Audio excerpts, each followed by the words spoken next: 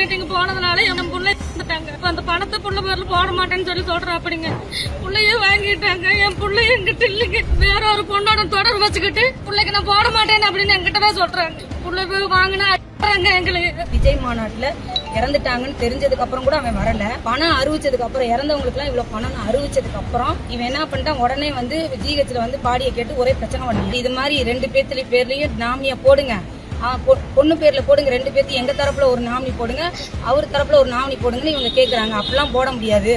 பொண்ணு என் பொண்ணு, நான் வந்து போடுவேன் போடாம இருக்கேன், அது என் சௌரியம், அப்பெல்லாம் போட முடியாதுன்னு அப்படி ரொம்ப அகராதியா ஒரு அட்வொகேட்டை கூட்டிட்டு வந்து ரொம்ப அகராதியா தரகுறவா பேசுறான்.